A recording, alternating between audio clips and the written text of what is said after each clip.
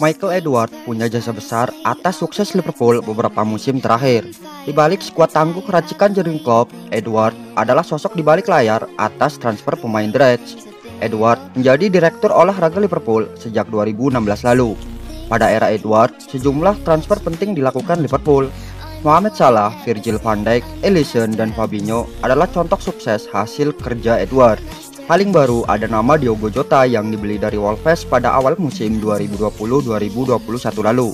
Namun ada juga beberapa transfer Edwards yang gagal total. Siapa saja mereka? Simak ulasannya. Dominic Solanke. Solanke adalah pemain brilian pada usia muda. Dia meraih banyak gelar bersama Chelsea dan timnas Inggris. Solanke membawa Inggris juara Piala Dunia usia 20 pada 2017 dan dia mampu mencetak 4 gol. Liverpool memboyong Solanke dengan status bebas transfer. Jika penilaiannya berdasar performa, maka keputusan The Reds mengontrak Solanke bisa disebut gagal total. Solanke tak pernah menembus tim utama dan tampil kurang bagus.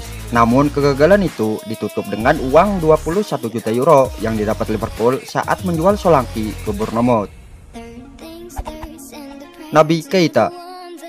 Liverpool membayar mahal ketika membeli Naby Keita dari RB Leipzig. Pemain asal Jeonia itu dibeli dengan harga 60 juta euro. Namun hingga musim ketiga, Naby Keita gagal menembus tim utama The Reds. Selain faktor cedera, Naby Keita memang gagal bersaing dengan Jordan Henderson, Fabinho, dan Wijnaldum untuk mendapat tempat di lini tengah. Musim lalu, Keita hanya sekali tampil penuh di Premier League.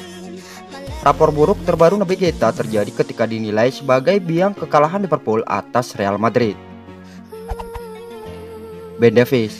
Kepanikan Liverpool pada bursa transfer Januari 2021 membuat Ozan Kabak dan Ben Davies datang ke Anfield. Mereka datang untuk menggantikan peran Joe Gomez dan Virgil van Dijk yang cedera. Kabak sukses menembus tim utama Liverpool, namun tidak dengan Ben Davies. Pemain 25 tahun itu bahkan belum menjalani debutnya di Premier League. Transfer Ben Davies terasa sia-sia belaka bagi The Reds.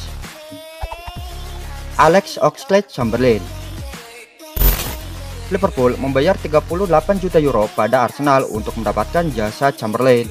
Musim pertamanya berjalan cukup bagus di mana Chamberlain bisa menjadi super sub. Dia tampil 32 laga 18 kali sebagai pengganti.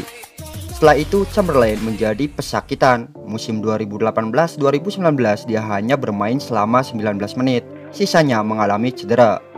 Musim ini pun sama, Chamberlain lebih sering cedera daripada bermain. Dan saat ini tidak ada performa yang cukup menonjol dari Chamberlain seperti musim sebelumnya. Kostas Tsimikas. Ide Liverpool ketika membeli Tsimikas sangat jelas menjadi pelapis Andy Robertson. Bek kanan asal Yunani itu dibeli dengan harga 14 juta euro usai tampil bagus bersama Olympiakos. Tsimikas benar-benar menjadi pelapis bagi Robertson. Sejauh ini dia baru bermain selama 5 menit di Premier League. Tsimikas bahkan kalah bersaing dengan James Milner untuk jadi pelapis Robertson. Takumi Minamino. Minamino membuat Liverpool kagum lewat aksinya di Liga Champions bersama RB Salzburg. Pada musim 2019-2020 lalu, Minamino mencetak 1 gol ke gawang Liverpool. Dia lantas dibeli pada Januari 2020 dengan harga 8,5 juta euro. Transfer ini disikapi dengan skeptis oleh media Inggris. The Reds diklaim sedang melakukan strategi bisnis untuk memperluas pasar Asia, sebab secara teknis Liverpool dinilai tidak butuh Minamino. Benar saja, pada Januari 2021 Minamino dilepas ke Southampton dengan status pinjaman. Alex Menninger. Ini adalah transfer yang aneh dari Liverpool. Menninger awalnya datang untuk berlatih bersama The Reds. Rupanya dia dinilai cukup bagus untuk menjadi kiper cadangan. Menninger dikontrak dengan status bebas transfer. Menninger tidak memainkan satu laga pun bersama Liverpool setelah musim 2016-2017 usai. Ex-kiper Juventus tersebut memilih pensiun. Xherdan Shaqiri. Shaqiri pernah bermain untuk Bayern Munchen dan Inter Milan sebelum terdampar di Stoke City. Pada musim 2017-2018 dia tampil bagus dan Liverpool membelinya dengan harga 15 juta euro. Shaqiri bukan pemain buruk, tapi dia punya masalah dengan cedera dan konsistensi. Shaqiri tak pernah bisa diandalkan untuk tampil setiap pekan. Musim lalu dia hanya 2 kali tampil sebagai pemain inti. Marco Grujic. Grujic mendapat banyak pujian saat tampil bagus bersama Red Star. Liverpool pada 2016 lalu membeli Grujic dengan harga 7 juta euro, namun transfer ini kemudian gagal total. Grujic belum pernah menjadi bagian dari tim utama Liverpool sampai saat ini, bahkan sejak 2017 lalu, Grujic rutin dipinjamkan ke klub lain. Musim ini dia dipinjamkan ke Porto.